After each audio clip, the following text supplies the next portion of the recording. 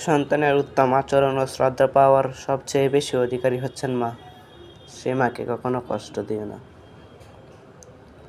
মুসলিম আমার নাম, কোরআন আমার জান, নামাজ আমার গাড়ি, জান্নাত আমার বাড়ি, আল্লাহ আমার রব, নবী আমার সব, ইসলাম আমার ধর্ম, ইবাদত আমার কর্ম।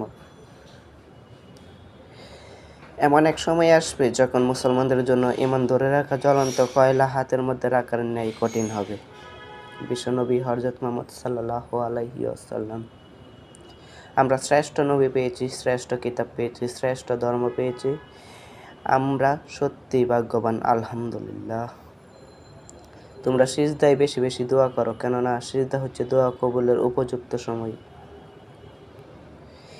যে ইমান তোমাকে ঘর থেকে মসজিদে নিতে পারে না, সেই ইমান তোমাকে কি করে কবর হতে জান্নাতে নেবে বলো?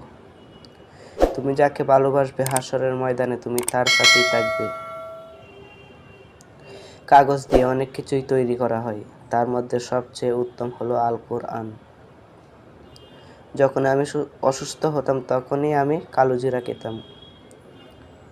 যারা শুধু আল্লাহ তাআলার প্রতি বিশ্বাস স্থাপন করেন, আল্লাহ তাদেরকে নিরাপত্তা দেন। দৈনিক 5 ওয়াক্ত নামাজ আমাদেরকে সুখী ও সুস্থ সাবান করে তোলে, আলহামদুলিল্লাহ।